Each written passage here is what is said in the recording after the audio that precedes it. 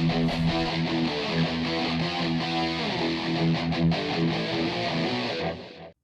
guys, Roman Reaper here. So I just got done watching season 3 of The Mandalorian.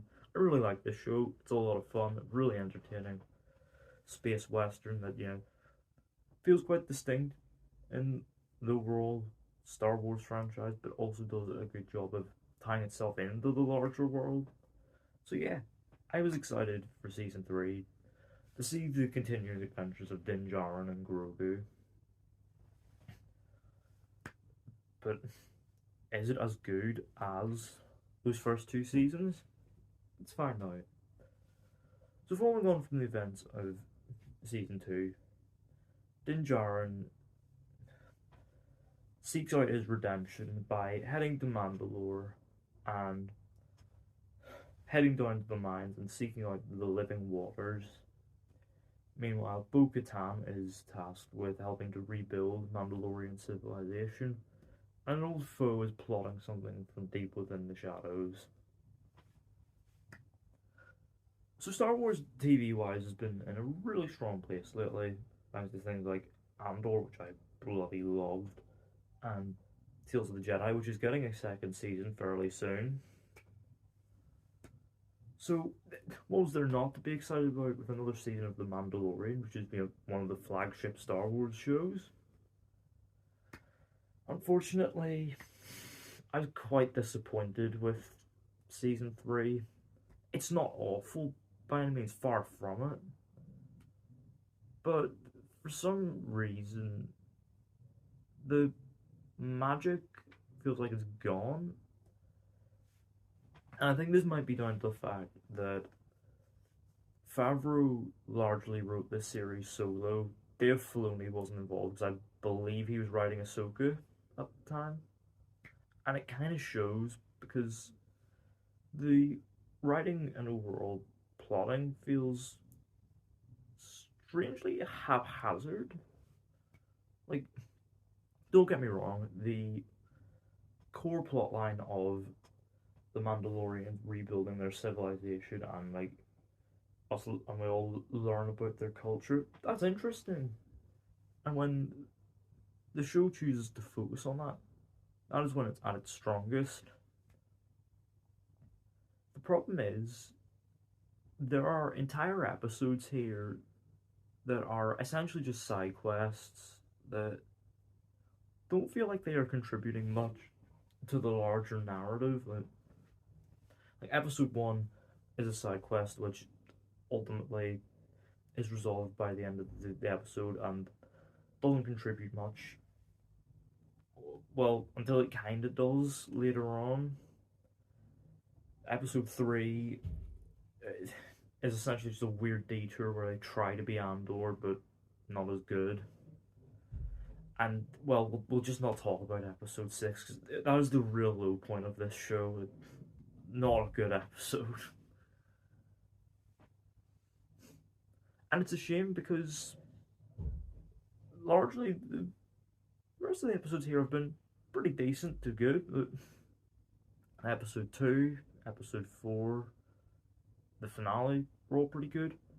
Episodes 5 and 7 were really bloody good, and it just reminded me of how good this show was at its peak.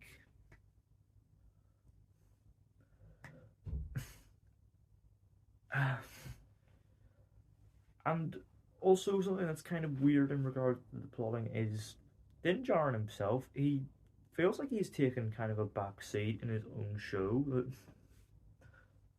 And don't get me wrong, episodes 1 and 8 do a really good job of putting him at the center. But this is largely Bo-Katan's season. And I did enjoy her quest. And of course, Pedro Pascal and Katie Sackhoff are both really good in these roles anyway, so it's so getting more of them, it's a win-win. And of course, Grogu steals every scene he's in. He's wonderful.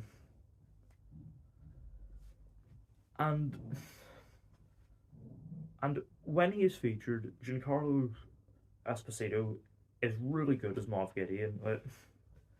It's always great having him back.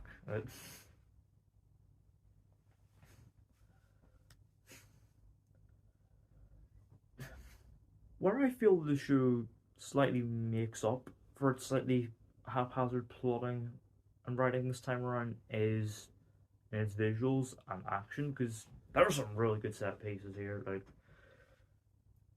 Like episode 5 just being one big set piece against the pirates, really well done.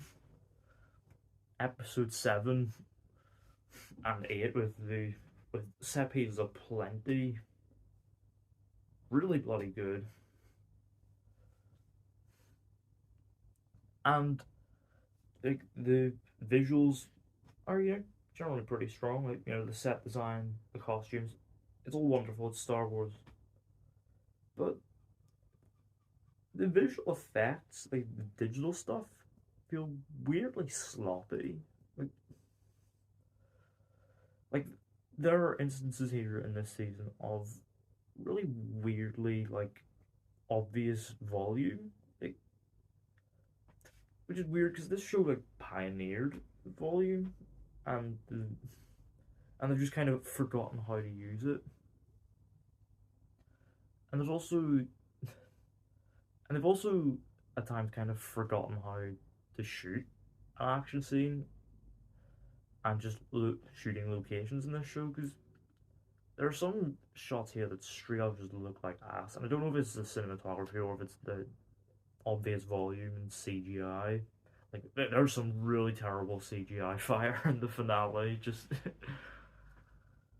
so you get these weird shots, like the entire back half of episode 6, which just looks like it was just kind of casually shot in a field that was just handily next door to the production. It doesn't look great, but for the most part, it does look fine. And music wise, this is probably where the season is at its strongest, because obviously it reuses Ludwig Göransson's themes, but of course he couldn't actually compose the score himself this season because he was off composing Christopher Nolan's Oppenheimer. But Joseph Charlie steps in and does a pretty damn good job. He also filled in for Ludwig to compose the Creed 3 score, and he did a good job there as well. So if Göransson is going to be Nolan's go-to from now on, at least we know we have someone who can step into his shoes.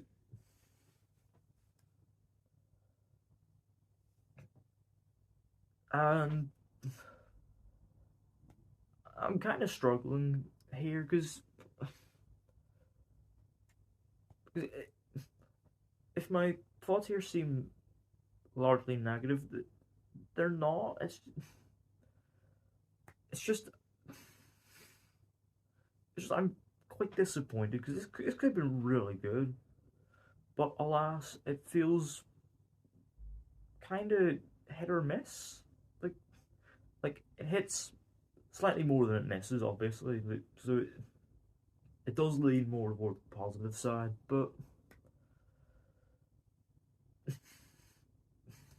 when you think about the potential for the show, for this season, it does feel like a bit of a missed opportunity, which is a shame because, as I said, there is a fair amount here that I enjoyed.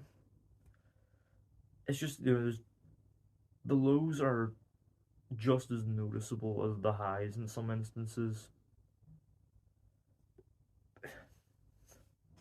Just as long as we never hit the episode 6 low point again, that'll be great. Overall, I'm gonna give season 3 of The Mandalorian a 6.5 out of 10. So yeah, let me know down in the comments. Have you seen Mandalorian season 3? What did you think of it? What's your favorite Star Wars TV show? And are you excited for the future of Star Wars on TV?